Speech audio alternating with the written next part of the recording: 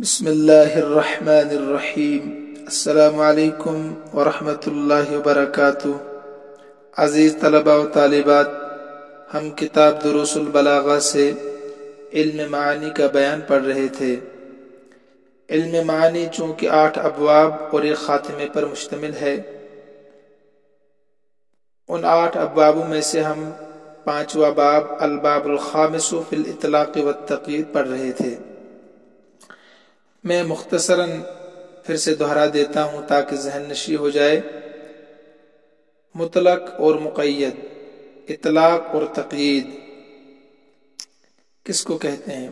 آسان لفظوں میں جب جملے میں صرف مسند اور مسند الیہ ہو تو اس جملے کا حکم مطلق کہلائے گا، لیکن اگر مسند اور مسند الیہ کے ساتھ آپ نے کچھ بڑھا دیا تو وہ جملہ مقید کہلائے گا، اس جملے کا حکم مقید کہلائے گا۔ اب مسند اور مسند الیہ کی مثال، جاء زید، زید آ چکا ہے، زید آ گیا ہے، اس میں صرف مسند اور مسند الیہ ہے، تو اس جملے کا حکم مطلق کہلائے گا۔ تفصیل پہلے سبق میں بھی آ چکی ہے، دوسرے میں، تیسرے میں بھی۔ اسی طریقے سے اگر آپ جاء زید پر کچھ بڑھا دیتے ہیں تو وہ جملہ مقید کہلائے گا، اس کا حکم مقید کہلائے گا۔ بڑھائیں گے کیا آپ؟ جو آپ بڑھائیں گے ان کو قیودات کہتے ہیں۔ تو آپ نے پڑھا کبھی مفاعل خمسہ، اس کی تفصیل آپ نے پڑھی، مثالیں پڑھی آپ پہلے سبق میں۔ یا اسی طریقے سے آپ نے پڑھا حال، تمیز، استثناء باللہ کے ذریعے سے، پھر آپ نے پڑھا نواسخ کے ذریعے سے، ٹھیک ہے۔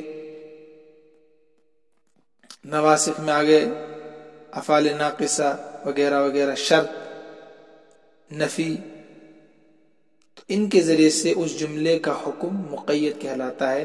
جب مسند اور مسند الیہ پر آپ مفاعل خمسہ، حال، تمیز، استثناء، نواسخ اور شرط، نفی بڑھائیں گے تو اب وہ جملہ مقید کہلائے گا، اس کا حکم مقید کہلائے گا۔ تو بہرحال اگر آپ تفصیل سے پھر پڑھنا چاہیں تو آپ کو سبق نمبر 1، 2، 3، 4 پڑھنا ہوگا الباب الخامس فی الاطلاق والتقیید میں سے۔ تو مفاعل کے ذریعے سے جملے کے حکم کو مقید کرنا، اس کو ہم نے پڑھ لیا الحمدللہ۔ نواسخ کے ذریعے سے جملے کے حکم کو مقید کرنا، یہ بھی پڑھ لیا۔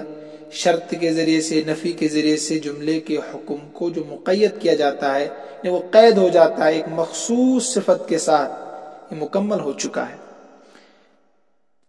کل کے سبق میں ہم نے پڑھا تھا کہ توابع فالتقیید بہا، کہ توابع کے ذریعے سے بھی جملے کے حکم کو مقید کیا جاتا ہے۔ توابع،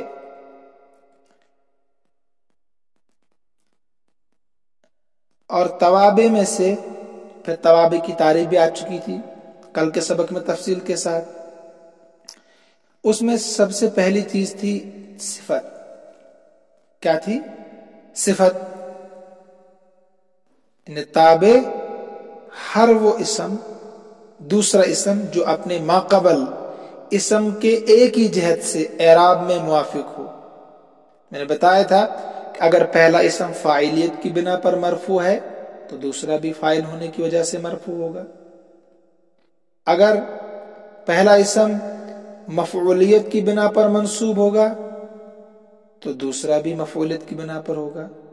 اگر پہلا مجروریت کی بنا پر ہوگا تو دوسرا بھی مجروریت کی بنا پر مجرور ہوگا۔ انہیں توابع کلام کے ان اجزاء کو کہتے ہیں جو جملے کے ارکان نہیں ہوتے اور نہ ہی ان کا مستقل اعراب ہوتا ہے۔ کن کا؟ توابع کا۔ پھر ان کو لایا کیا جاتا ہے؟ خوبصورتی کے لیے، وضاحت کے لیے، یہ جملے میں معین و مددگار ثابت ہوتے ہیں۔ تو اس توابع میں صفت بھی ہے، تاکید بھی ہے، عطف بیان بھی ہے، عطف بحرف بھی ہے اور بدل بھی ہے۔ تو صفت ہم نے کل اس کو پڑھا تفصیل کے ساتھ کل کے سبق میں، تاکید کو بھی ہم نے کل پڑھا، آج ہم عطف بیان پڑھنے جا رہے ہیں، ٹھیک ہے؟ تو تاکید صفحہ نمبر 77 پر میری کتاب میں والتوکید، یہ ہم نے کل پڑھا تھا کہ تاکید کو جملے میں کیوں لایا جاتا ہے۔ کہتے اس لیے لایا جاتا ہے، یعنی جب جملے میں مسند اور مسند الیہ ہو صرف، تو جملہ کا حکم مطلق کہلائے گا، لیکن اگر تاکید آپ نے لائی تو جملہ قید ہو گیا۔ تو کیوں لاتے ہیں تاکید کو؟ ایک تو جملے کے حکم کی نسبت کو مضبوط کرنے کے لیے، یا اس میں جو غلطی اور وہم پایا جاتا ہے اس جملے میں، اس حکم میں، اس کو دور کرنے کے لیے تاکید کا استعمال کرتے ہیں، یا شمولیت کو نہ بتلانے کے لیے، شمولیت کو او عدم الشمول، شمولیت کو نہ بتلانے کے لیے۔ اس کی مثالیں آ گئی تھی، جیسے زارنی الامیر، یہ جملہ کا حکم جو یہاں پر ہے وہ مطلق ہے، امیر نے میری ملاقات کی، امیر میری مالدار، امیر میری عیادت کے لیے آیا، مجھ سے ملاقات کرنے کے لیے۔ امیر سے مراد حاکم وقت ہے، لیکن آپ نے نفسہ لگا دیا، یہ جملہ مضبوط ہو گیا کہ امیر کوئی چھوٹا آدمی نہیں، حاکم وقت میری ملاقات کے لیے آ گیا، تو مضبوط ہوا کہ نہیں؟ پھر آپ نے مزید اس شک کو دور کرنے کے لیے، ہو سکتا ہے سننے والا سمجھے گا کہ خود تو نہیں آیا ہوگا، اس کا سیکرٹری آیا ہوگا یا اس کا کوئی وزیر آیا ہوگا، تو آپ نے اس وہم کو، اس غلطی کو دور کر دیا کہ نفسہ بذات خود وہ آیا ہے، خود حاکم وقت وزیر اعلیٰ میری ملاقات کے لیے آیا ہے۔ یا او عدم الشمول، شمولیت کو نہ بتلانے کے لیے، مثلا میں آپ سے کہوں سلیم الجیش، ایک لشکر گیا تھا جنگ کے لیے، تو میں آپ کو خبر دے رہا ہوں کہ لشکر محفوظ ہے، تو آپ سمجھیں گے ہو سکتا ہے کہ اکثر حصہ مضبوط ہو، محفوظ ہو، تو کچھ حصہ ضائع ہو گیا ہو جنگ میں۔ تو میں نے کہا کہ نہیں، عامتہ، پورا کا پورا، عام مکمل جتنا بھی لشکر تھا وہ محفوظ ہے، تاکید کو اس پہ لایا جاتا ہے۔ تو سلیم الجیش پہلے مطلق تھا، عامتہ نے اس کو مقید کر دیا، زارنی الامیر مطلق تھا، نفسہ نے اس کو مقید کر دیا، تو نفسہ کی وجہ سے مقید ہو گیا مطلق، عامتہ کی وجہ سے مقید ہو گیا مطلق۔ یہ تو کل کا سبق تھا۔ دیکھیے میں اکثر کہا کرتا ہوں، اگلا سبق سمجھنے کے لیے پچھلا سبق سمجھ میں آنا ضروری ہوتا ہے۔ اگر نہیں سمجھ میں آیا تو پھر سے سنیے، سبق موجود بھی ہے آپ کے پاس، تو کوئی مشکل نہیں ہے، تو پھر سے سنیے، بار بار سنیے۔ تو آج ہم عطف بیان پڑھیں گے، ٹھیک ہے؟ پہلے عطف بیان کی ہم تعریف کریں گے، پھر میں بتاؤں گا کہ عطف بیان سے جملہ مقید کیسے ہو جاتا ہے۔ جو جملہ مطلق تھا، اب وہ جملے کا حکم مقید کیسے ہوگا، وہ بعد میں سمجھیں گے۔ عطف بیان کس کو کہتے ہیں؟ عطف بیان وہ تابع ہے، تابع کہتے ہیں پیچھے پیچھے چلنے والا، پیچھے پیچھے چلنے والا، لغوی تعریف، پیروی کرنے والا، قدم کے نشانوں پر قدم رکھنے والا۔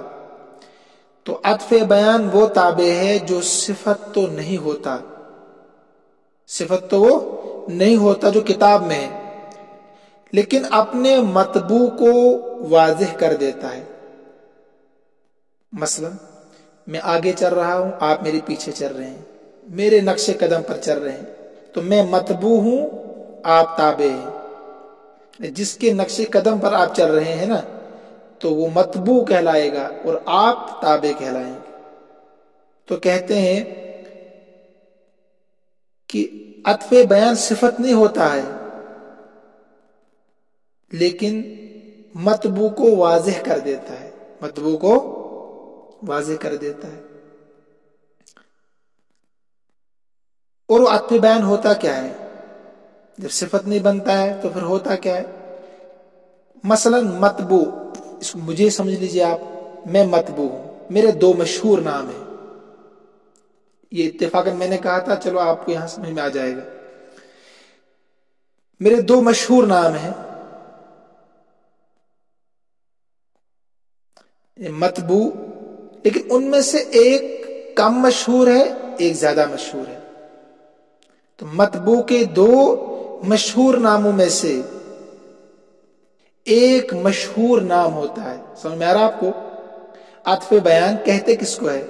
کہ مطبوع، یعنی میں نے کہا نا میں مطبوع ہوں اور آپ تابع ہیں، تو مطبوع کے دو مشہور ناموں میں سے ایک مشہور نام جو ہوگا وہ عطف بیان کہلائے گا، جو بھی مشہور ہوگا.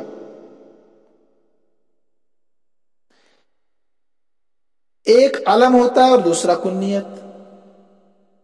مثلا ایک علم ہے اور دوسرا کنیت. اب علم اور کنیت میں سے جو بھی مشہور ہوگا، اس کو سمجھے دماغ سے، ایک علم ہے ایک کنیت ہے، ہوتا ہے نا ایسے. اب ان دونوں میں سے جو بھی مشہور ہوگا وہ عطف بیان کہلائے گا، اور جو مشہور نہیں ہوگا تو وہ کیا ہوگا؟ مطبوع ہوگا. آسان ہے بالکل. تو مطبوع کے دو مشہور ناموں میں سے جو بھی مشہور ہوگا، چاہے وہ علم ہو مشہور یا کنیت ہو، تو ان میں سے جو مشہور ہوگا وہ عطف بیان کہلائے گا. مثلا سمجھیے، دیکھیے میرا نام اصل ہے فیصل، ٹھیک ہے، یہ علم ہے، اور دوسرا نام ہے محمد عباس. اب ان دو میں سے، علم میں سے اور کنیت میں سے، علم ہے فیصل اور کنیت ہے عباس، اب ان دو میں سے جو مشہور ہوگا اس کو عطف بیان کہیں گے. کیا کہیں گے؟ اس کو عطف بیان کہیں گے.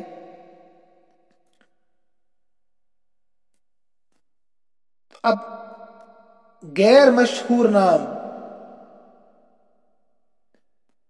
پہلے ذکر ہوگا اور مشہور بعد میں ذکر ہوگا.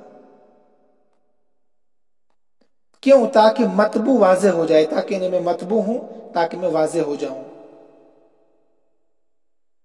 تو اب آپ کہتے ہیں مثلا میں لکھتا ہوں فیصل عباس، تو عباس یہ کیا ہے؟ عطف بیان. یہ کیوں لایا گیا؟ تاکہ جو فیصل ہے یعنی مطبوع ہے وہ واضح ہو جائے. کیا ہو جائے؟ اب یہ ضروری نہیں ہو سکتا میرا نام فیصل مشہور ہو عباس مشہور نہ ہو، تو میں لکھوں گا پھر عباس فیصل، تو یہاں فیصل عطف بیان کہلائے گا. تو امید ہے کہ سمجھ گئے ہوں گے آپ، کیونکہ نئی چیز آپ کے سامنے، اس لیے میں نے تھوڑی زیادہ وضاحت کر دی. یا مثال کتاب میں ہے قام عبداللہ بن عمر، قام عبداللہ بن عمر، اس مثال میں ابن عمر عطف بیان ہے. میں نے کہا نا وہ بعد میں آتا ہے عطف بیان، جو مشہور ہوگا وہ بعد میں آئے گا، کیونکہ اسم اور کنیت میں سے جو زیادہ مشہور ہو اس کو عطف بیان بنایا جاتا ہے. چونکہ عبداللہ جو ہے نا غیر مشہور ہے اور ابن عمر یہ زیادہ مشہور ہے، کنیت جو ہے یہ مشہور زیادہ ہے، اس لیے ابن عمر عطف بیان ہے. قام عبداللہ ابن عمر میں عمر عطف بیان ہوگا جو اپنے مطبوع یعنی عبداللہ کو واضح کر رہا ہے. امید ہے سمجھ گئے ہوں گے آپ. یہ تو عطف بیان کی تعریف تھی. اب یہ عطف بیان کیوں لایا جاتا ہے؟ یعنی اس سے جملہ جو مطلق تھا پہلے یہ قید کیوں ہو جاتا ہے؟ مثلا قام عبداللہ یہ مطلق تھا نا، ابن عمر اس نے اس کو قید کر دیا. اس سے فائدہ کیا ہوگا؟ قید کیوں کیا؟ اب ہم فائدے پڑھیں گے. دیکھیے وعطف البیان اور عطف بیان صفحہ نمبر 77 پر یکون ہوتا ہے لمجرد التوضیح، محض وضاحت کے لیے. کس کے لیے؟ محض وضاحت کے لیے. مثال کے طور پر اقسم باللہ ابو حفص عمر. تیسری مثال، ایک تو میں نے اپنی مثال پیش کی قام عبداللہ ابن عمر، دوسری مثال، تیسری آگے اقسم باللہ ابو حفص عمر. تو انہوں نے کہا کہ محض وضاحت کے لیے ترجمہ اللہ کی قسم کھائی ابو حفص یعنی عمر نے. تو یعنی ہی عطف بیان ہے. قسم کھائی ابو حفص یعنی عمر نے. تو اس مثال میں ابو حفص جو حضرت عمر رضی اللہ تعالیٰ عنہ کی کنیت ہے ابو حفص، مگر یہ مشہور نہیں ہے، یہ مشہور نہیں ہے. تو غیر مشہور ہونے کی وجہ سے صرف ابو حفص کہنے سے بات واضح نہیں ہو رہی ہے. اگر میں کہوں آپ سے اقسم باللہ ابو حفص، تو صرف یہ کہنے سے بات واضح نہیں ہو پاتی ہے. لیکن جب میں نے کہا عمر، تو ایک دم بات آپ کے ذہن میں آ گئی، اچھا ابو حفص حضرت عمر رضی اللہ تعالیٰ. اس مثال میں علم اور کنیت میں سے علم زیادہ مشہور ہے. علم کیا ہے اس میں؟ عمر، اور کنیت کیا؟ ابو حفص. تو یہاں پر علم مشہور ہے بمقابلہ کنیت کے، تو یہ عمر اس میں عطف بیان کہلائے گا. کیا کہلائے گا؟ یعنی ابو حفص جو مطبوع ہے، عمر یہاں پر کیا ہوگی؟ اس کی کنیت کہلائے گی. کیا کہلائے گی؟ کنیت، جو یہ عطف بیان کہلائے گا. عمر جو علم ہے نا، تو یہ عطف بیان یہاں کہلائے گا. تو تین مثال آپ کے سامنے آ گئی. اب ایک چوتھی بات سمجھے آپ، یہ اقسم باللہ ابو حفص، یہ قسم کس نے کھائی؟ اس کا شان ورود کیا ہے؟ امتحان میں آ سکتا ہے کہ اقسم باللہ ابو حفص عمر، اس کا شان ورود بیان کیجیے. دیکھیے شان ورود کیا ہے. ایک دیہاتی اعرابی حضرت عمر فاروق رضی اللہ تعالیٰ عنہ کے پاس حاضر ہوا اور کہنے لگا کہ میرا گھر دور ہے، لیکن میری اونٹنی دبلی، پتلی اور کمزور ہے، ہڈیوں کا ڈھانچہ ہے، بڑھاپے کا ضعف ہے، نڈھال. اس کی پیٹھ زخمی ہے اور پاؤں میں سوراخ ہو گئے بڑھاپے کی وجہ سے. جب انسان بوڑھا ہوتا ہے تو پھر سوراخ ہو جاتے ہیں. ایک تو پیٹھ زخمی ہے اور پاؤں میں کیا پڑ گئے ہیں؟ سوراخ. لہذا آپ مجھے اونٹنی عنایت فرما دیجیے. حضرت عمر فاروق رضی اللہ تعالیٰ عنہ نے اس وقت سمجھا کہ یہ دیہاتی جھوٹ بول رہا ہے، کسی وجہ سے سمجھا ہوگا قیاس کرتے ہوئے، اور اونٹنی دینے سے انکار کر دیا کہ نہیں، آپ کو اونٹنی نہیں مل سکتی ہے. یہ سن کر بیچارہ گاؤں کا انسان سیدھا سادہ چلا گیا اور اپنی اونٹنی کے پیچھے پتھریلی زمین پر چلتا ہوا جا رہا تھا اور یہ شعر پڑھ رہا تھا. شعر کیا تھا؟ پورا شعر تھا، آپ کی کتاب میں دیکھیے. اقسم باللہ ابو حفص عمر،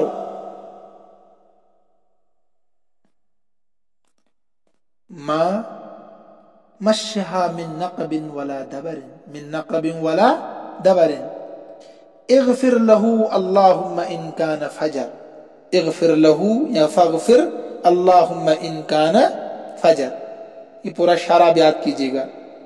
ما مشها من نقب ولا دبر، اغفر له اللهم ان كان فجر. مشہور شعر ہے.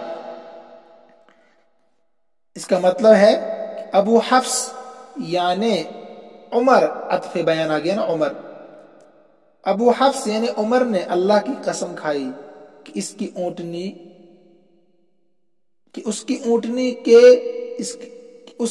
اونٹنی کو پاؤں کے سوراخ نے چھوا ہے اور نہ پیٹھ کے زخم نے.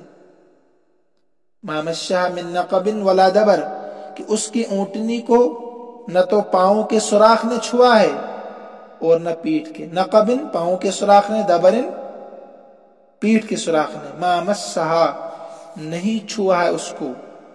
مسے مسمن چھونا آتا ہے نا. ما مسہا نہیں چھوا ہے اس کو. من نقبن پاؤں کے سوراخ نے، ولا دبرن اور نہ پیٹھ کے سوراخ نے۔ اے اللہ اغفر لو، اس کی مغفرت کر دے، اس کو بخش دے۔ اللہم اے اللہ ان کان فجر، اگر اس نے جھوٹی قسم، فجر کے معنی جھوٹی قسم کھانا۔ تو یہ اچھا کلام تھا، دعائیہ کلام تھا۔ پیچھے پیچھے تو عمر فاروق رضی اللہ تعالیٰ عنہ بھی جا رہے تھے۔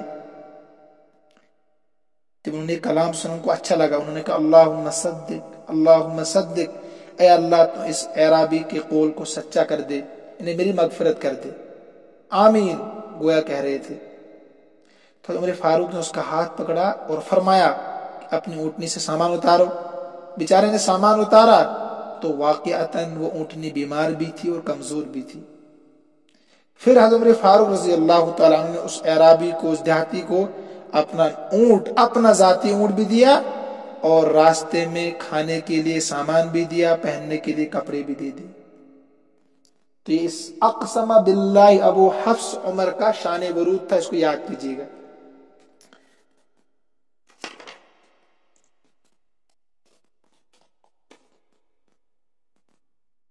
او للتوضیح مع المدح، یہاں آتا ہے کس کے لیے عطف بیان آتا ہے، وضاحت تو ہوتی ہے لیکن ساتھ میں تعریف بھی ہوتی ہے۔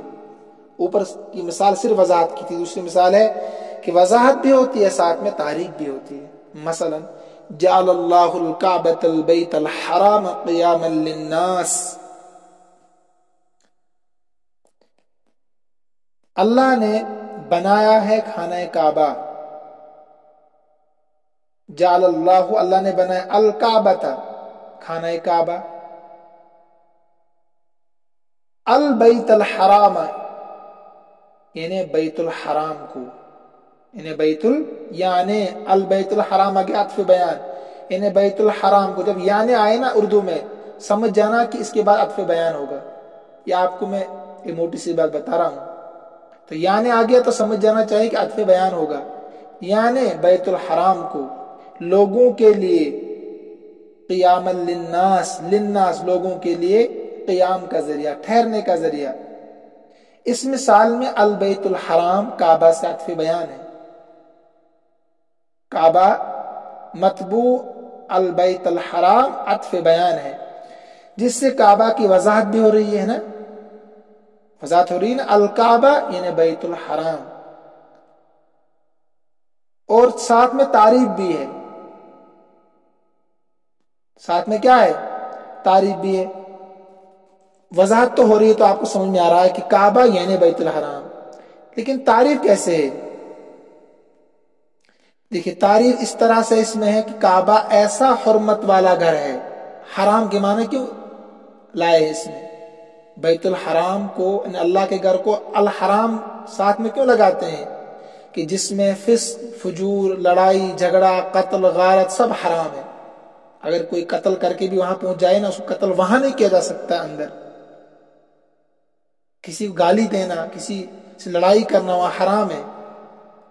بیت الحرام میں داخل ہونے والا ہر شخص مامون ہے ہر طرح سے۔ دیکھیے حرام سے کیا ہو رہا ہے؟ وضاحت، البیت الحرام سے وضاحت تو ہو رہی ہے، کعبہ البیت الحرام ہے، اور تعریف ہو رہی ہے کہ اس میں ہر طرح کا فسق و فجور، لڑائی جھگڑا، قتل و غارت سب حرام ہے، اور بیت اللہ میں داخل ہونے والا ہر شخص مامون ہوگا، اس کو امن دیا گیا ہے۔ ٹھیک ہے، تو البیت الحرام اس میں عطف بیان ہے، جس سے وضاحت بھی ہو رہی اور تعریف بھی ہو رہی ہے۔ وَيَكْفِي فِي التَّوْضِيحِ أَن يُوَضِّحَ الثَّانِي الْأَوَّلَ عِنْدَ الْإِجْتِمَاعِ، اور توضیح کے لیے کافی ہے ثانی امر اول کو واضح کرے۔ وَيَكْفِي فِي التَّوْضِيحِ، توضیح میں وضاحت کرنے میں یہ بات کافی ہے۔ جملہ معترضہ سمجھ لیجئے آپ کہ ان یوضح الثانی الاول، کہ ثانی دوسرا والا جو آپ لا رہے ہیں کسی بھی جملے میں وضاحت کے لیے، وہ اسی کو کہہ رہے ہیں کہ ثانی دوسرا والا واضح کرے الاول پہلے والے کو، عند الاجتماعی جمع کرنے کے وقت، وَإِن لَمْ يَكُنْ أَوْضَحَ مِنْهُ عِنْدَ الْإِنْفِرَادِ، اگرچہ دوسرا اسم منفرد ہونے کی حالت میں پہلے اسم سے زیادہ واضح نہ ہو. اگر آپ الگ عمر عمر کرتے رہیں، الگ البیت الحرام البیت الحرام الگ الگ کرتے رہیں، صرف البیت الحرام پڑھتے رہیں دن بھر، عمر عمر پڑھتے رہے دن بھر، تو یہ کوئی واضح نہیں، اتنا واضح نہیں ہے کہ سمجھنے والا سمجھ جائے گا آپ کی مراد کو. انفراد کا مطلب ہے الگ الگ، ٹھیک ہے.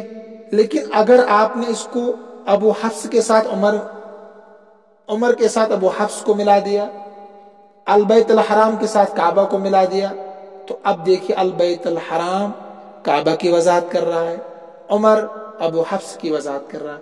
یہ کہنا چاہتے ہیں اگر تنہا آپ ان کو استعمال کریں تو اتنے واضح نہ ہو، لیکن اگر اجتماع ہو جائے کسی اور اسم کے ساتھ، جیسے عمر کو ابو حفص کے ساتھ، البیت الحرام کو کعبہ کے ساتھ ملا دیا، تو یہ وضاحت کر رہا ہے پہلے والے اسم کی. یہ کہنا چاہتے ہیں. یہاں جو مثال دی ہے وہ سمجھاتا ہوں آپ میں. جیسے علی زین العابدین، علی زین العابدین، انہیں علی زین العابدین ہے. دیکھیے اس مثال میں زین العابدین جو ہے نا علی کا عطف بیان ہے. علی کا کیا ہے؟ عطف بیان ہے. سمجھ رہے ہوں گے آپ. اگرچہ زیادہ مشہور نہیں، اگرچہ زیادہ مشہور یہ نہیں ہے. زین العابدین علی کا عطف بیان ہے کہ نہیں؟ لیکن اتنا مشہور زین العابدین نہیں ہے. لیکن علی کے ساتھ جب اس کو آپ نے ملایا تو اس سے علی کی وضاحت ہو رہی ہے. کیا ہو رہی ہے؟ اس سے علی کی وضاحت ہو رہی ہے. حالانکہ زین العابدین زیادہ مشہور نہیں ہے علی کے مقابلے میں، لیکن جب علی کے ساتھ ملا دیا تو علی کی وضاحت ہو رہی ہے. یعنی کوئی شخص علی کو نہیں جانتا مثلا، اور اس کی وضاحت زین العابدین سے کر دی جائے، اس کی وضاحت کیا کر دی جائے کہ زین العابدین مراد ہے. علی کو نہیں جانتا، آپ نے کہا زین العابدین، ایک دم سمجھے گا اچھا وہ علی رضی اللہ تعالیٰ عنہ مراد اس سے. اسی طرح دوسری مثال جو کتاب میں آپ کی، والعجد الذهب، عجد یعنی سونا. عجد کے معنی کیا ہے؟ سونا. عجد کے معنی ہے سونا. اس مثال میں الذهب عطف بیان ہے. الذهب کیا ہے؟ دوسرا والا عطف بیان بنتا ہے کہ نہیں؟ تو العجد، العجد کا، تو العجد کی تعریف، یعنی الذهب العجد کا کیا ہے؟ عطف بیان ہے. العجد کی تعریف اور وضاحت الذهب سے کر دی کہ عجد کے معنی کیا ہے؟ سونے کے. العجد کے معنی کیا ہے؟ سونے کے ہیں. تو اس میں الذهب عطف بیان ہے جو العجد کی وضاحت کر رہا ہے. عجد سے مراد کیا ہے؟ سونا ہے. وعطف النسق، وعطف النسق عطف بحرف، اس کو عطف النسق بھی کہتے ہیں. یکون للاغراض التي تؤديها احرف العطف كالترتيب مع التعقيب في الفاء ومع التراخي في ثم ومع التراخي في ثم. دیکھیے عطف بحرف کا دوسرا نام ہے عطف النسق. یہ بہت آسان ہے. عطف بحرف انہیں کسی حرف کے ذریعے سے عطف کرنا. میں کہوں جاء زید وراشد، یہ جو واو ہے نا، اسی کا نام ہے عطف بحرف. اسی واو کا نام بھی ہے عطف النسق. تو اس کو بھی یاد رکھیے، امتحان میں آ سکتا ہے. عطف بحرف کا دوسرا نام ہے عطف النسق. عطف النسق کیوں کہتے ہیں؟ عطف بحرف ٹھیک تھا، اس کی بھی وجہ تسمیہ ہے، اس کو بھی سنیے اور ذہن میں رکھیے. عطف بحرف کو عطف نسق کیوں کہتے ہیں؟ اصل میں النسق عربوں کے قول صغرن نسق، صغرن نسق سے ماخوذ ہے، لیا گیا ہے. ماخوذ کے معنی لیا گیا ہے. عرب کے لوگ یہ اس وقت کہتے ہیں جب ایک بچے کے دانت بالکل برابر اور مساوی ہو، برابر دانت ہو نا، یہ بھی خوبصورتی ہے، ٹیڑھے میڑے ہوں تو اچھے نہیں لگتے ہیں، تو برابر اگر دانت ہوں تو اس کو عطف النسق عرب کے لوگ کہتے تھے، ٹھیک ہے؟ تو یہ جملہ بولتے تھے اس وقت جب دانت بالکل برابر اور مساوی ہوں. اور اس کو عطف النسق کیوں کہتے ہیں؟ کیونکہ حرف عطف تابع اور متبوع کو اعراب کے اعتبار سے مساوی اور برابر کر دیتا ہے. مثلا جاء زید و راشد، جاء زید، جاء عامل ہے، زید پر پیش آیا فاعل کے ہونے کی وجہ سے، وراشد اس واو نے راشد پر بھی وہی اعراب لگا دیا جو زید پر تھا. انہیں زید اور راشد کو اعراب میں برابر کر دیا کس نے؟ واو نے. راشد کو زید کے برابر کر دیا، راشد کو جو بعد میں آئے گا واو کے بعد، تو راشد کو زید کے برابر کر دیا اعراب میں. یہی وجہ ہے اس کو عطف النسق کی، اس دانت بھی برابر ہوتے ہیں، مساوی ہوتے ہیں، ایسی اعراب میں واو کے بعد جو آتا ہے معطوف علیہ، وہ معطوف اور معطوف علیہ کو اعراب میں برابر کر دیتا ہے. یہ تو وجہ تسمیہ تھی. خیر، اب عطف بحرف، یعنی حرف کے ذریعے سے جو آپ عطف کریں گے بعد والے کو لے والے پر، تو اس میں کیا ہوتا ہے؟ آسان لفظوں میں عطف بحرف وہ تابع ہے جو حرف عطف کے بعد آئے. حرف جاء زید و راشد، تو واو کے بعد جو ہے اس کو عطف بحرف کہیں گے. جو نسبت متبوع کی طرف ہو، یعنی واو سے پہلے میں نے مثال دی جاء زید، زید کی طرف ہے آنے کی نسبت، وہی تابع کی طرف ہو، وہی نسبت راشد کی طرف ہو. تو آنے کی نسبت زید کی طرف ہے تو آنے کی نسبت راشد کی طرف ہونی چاہیے. متبوع کو معطوف علیہ، یعنی جو واو سے پہلے آئے گا نا اس کو کہتے ہیں معطوف علیہ. جاء زید و راشد، زید ہے معطوف علیہ، اور واو کے بعد جو راشد ہے وہ معطوف ہے. تو متبوع کو معطوف علیہ کہتے ہیں. متبوع جو پہلے آئے گا نا اس کو کہتے ہیں معطوف علیہ، اور جو بعد میں آئے گا اس کو تابع کہتے ہیں، اور اسی کو نام ہے معطوف. مثلا جاء زید و راشد، جاء فعل، زید متبوع بھی ہے اور معطوف علیہ بھی ہے، اور راشد تابع بھی ہے اور معطوف بھی ہے. مثال لکھیے کاپی میں، سمجھ جائیں گے انشاءاللہ.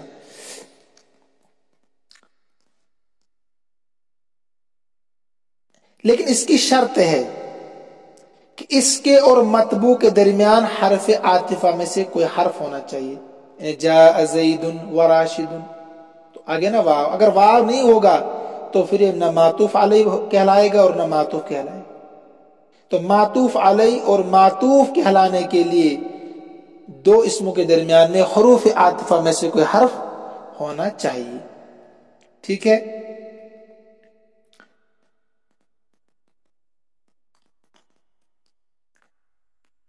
اب یہاں سے کہہ رہے ہیں وَعَطْفُ النَّسْقِ يَكُونُ لِلْأَغْرَاضِ الَّتِي، عطف نسق ان اغراض کے لیے ہوتا الَّتِي تُؤَدِّيهَا، جن کے معنی ادا کرتے ہیں حروف عطف.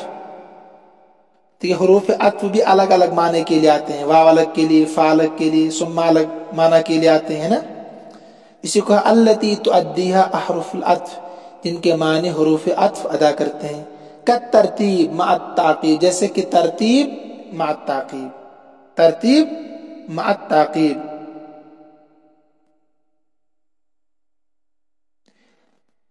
ایک تو ترتیب ہے اور ایک تعقیب ہے. فی الفا، کس میں؟ فا میں.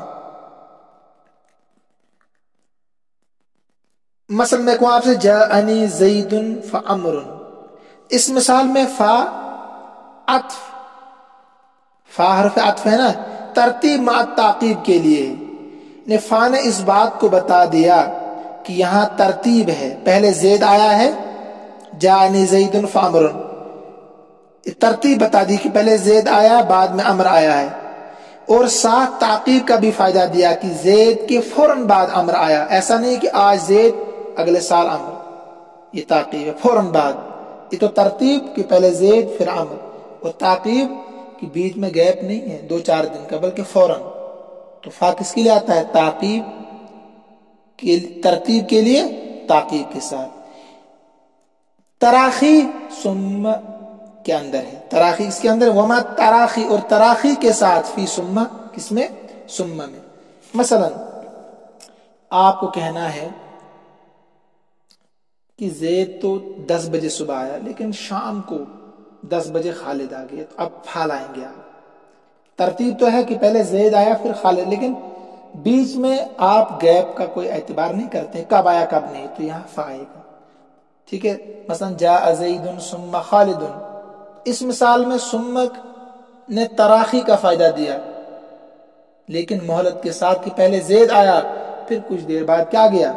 خالد آ گیا، راشد آ گیا، بکر آ گیا. تو اس میں گیپ کی رعایت نہیں رکھی جاتی ہے کب آیا کب نہیں، لیکن اس میں فوراً پہلے زید پھر عمر آ گیا. اب یہاں سے بدل کا بیان شروع ہو رہا ہے. والبدل یکون لزیادت التقریر والایضاح.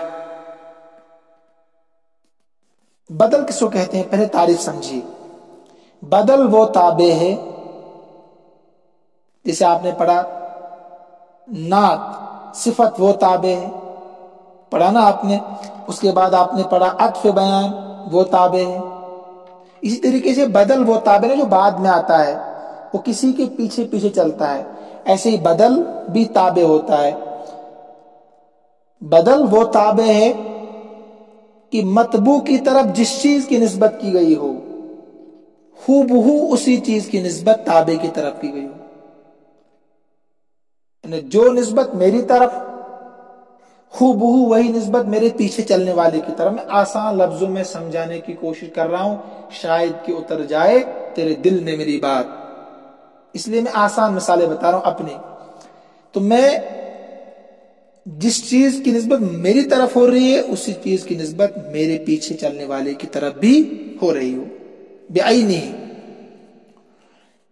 مگر اس نسبت سے بدل مقصود ہو. کیا ہو؟ مبدل منہ مقصود نہ ہو، اور مبدل منہ بطور تمہید کے ذکر کیا گیا ہو. مبدل منہ بطور تمہید کے ذکر کیا گیا ہو. سمجھ رہے ہیں آپ؟ اب بدل کے ساتھ اس مطلق جملے کے مطلق حکم کو مقید کیوں کیا جاتا ہے؟ بدل کے ساتھ جو جملہ مطلق تھا، یعنی جس جملے کا حکم مطلق تھا، اس حکم کو آپ مقید کیوں کر رہے ہیں؟ کچھ فائدہ تو ہوگا نا. یعنی اس سے مقصود مبدل منہ کی زیادتی تقریر اور توضیح ہوتا ہے. یاد رکھیے کہ بدل کے ساتھ حکم کو جو مقید کیا جاتا ہے، کیوں کیا جاتا ہے؟ مبدل منہ کی زیادتی یعنی مضبوطی اور وضاحت ہوتی ہے. مبدل منہ کی مضبوطی اور وضاحت مقصود ہوتا ہے اس سے. بدل کی قسمیں آپ نے نحو کی اکثر کتابوں میں پڑھی ہے، اس کا تفصیل بیان آپ نے پڑھا ہے. آپ نے وہاں 4 قسمیں پڑھی تھی. کتنی قسمیں؟ 4. نمبر 1 بدل کل، بدل اشتمال، بدل بعض، بدل غلط. 4 قسمیں پڑھی تھی نا. تفصیل تو نحو میں پڑھی ہے آپ نے، یہاں تو میں صرف وضاحت کرنے نہیں چاہتا بلکہ اشارہ. لیکن دروس البلاغہ میں، علم معانی میں بدل الغلط کے لیے کوئی جگہ ہے ہی نہیں، کیونکہ کلام فصیح اور بلیغ جب ہوگا تو بدل غلط کہاں سے آئے گا؟ فصاحت اور بلاغت پڑھ رہے ہیں نا آپ، تو علم معانی میں بدل الغلط کی کوئی جگہ ہی نہیں ہے. کیوں نہیں جگہ ہے؟ کوئی پوچھ سکتا ہے. کلام فصیح میں بدل الغلط کا استعمال نہیں کیا جاتا، یہ جواب ہے. کوئی پوچھ سکتا ہے کہ بدل کی آپ 4 قسمیں پڑھتے ہیں شروع سے ہی، یہاں آپ 3 پڑھ رہے ہیں، تو بدل الغلط کہاں چلا گیا؟ آپ جواب دیں گے کہ فصیح کلام میں بدل الغلط کی جگہ ہے ہی نہیں. فصیح کلام میں بدل الغلط کی جگہ ہے ہی نہیں. ٹھیک ہے.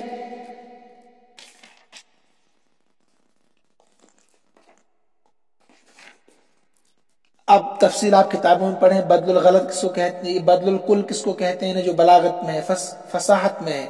تو بدل الکل، بدل البعض، بدل الاجتمال، کیونکہ یہاں ٹائم زیادہ ہو گیا ورنہ میں دوہرا دیتا، 40 منٹ ہو گئے ہیں، تو کتاب کا ترجمہ دیکھیے، لیکن بدل الکل، بدل البعض، بدل الاجتمال، ان سب کو آپ پڑھنے کی کوشش کریں۔ تو والبدل یکون لزیادت التقریر والایضاح، کہتے ہیں بدل لزیادت التقریر والایضاح، کس لیے آتا ہے؟ مضبوطی کی زیادتی کے لیے۔ کس کے لیے؟ مضبوطی کی زیادتی کے لیے، والایضاح، اور وضاحت کے لیے، اور وضاحت کے لیے۔ اور بدل زیادتی تقریر بھی کر سکتے ہیں ترجمہ آپ، بدل زیادتی تقریر اور وضاحت کے لیے ہوتا ہے، جیسے قدم ابنی علی، قدم ابنی علی، میرا بیٹا علی آیا، یہ ہے بدل کل کی مثال، جو ابنی ہے وہی علی ہے، یہ بدل کل ہے، میرا بیٹا علی آیا ہے نا، فی بدل الکل، ہو بہو اس میں دونوں ایک جیسے ہوتے ہیں۔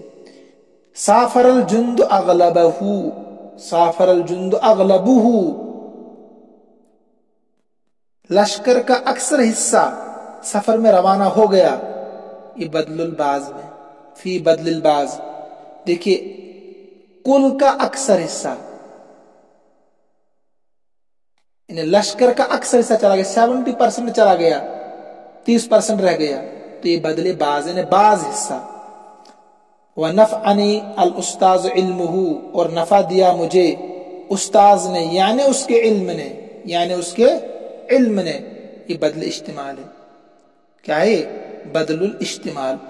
تو بدل الغلط کلام فصیح میں اس کی جگہ نہیں ہوتی ہے، تو لہذا بدل الغلط کو یہاں بیان ہی نہیں کریں گے۔ تو بدل کی کتنی قسمیں بتائی میں نے آپ کو یہاں فصاحت میں، کل، بعض، اجتمال، تو تینوں کی مثالیں آ گئی، آپ اس کو ذہن میں رکھیں۔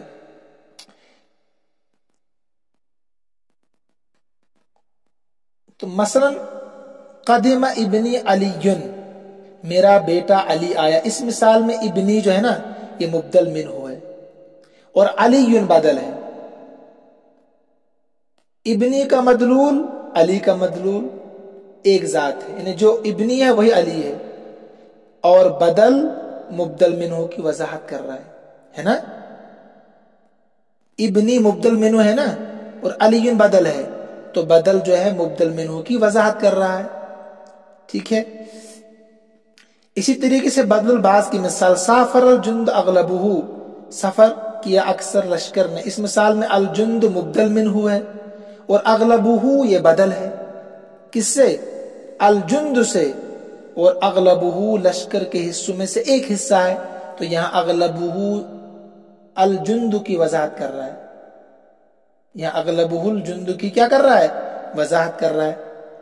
ایسے بدل الاجتمال، یعنی وہ بدل جس کا مدلول مطبوع کا متعلق ہو، اجتمال متعلق ہو۔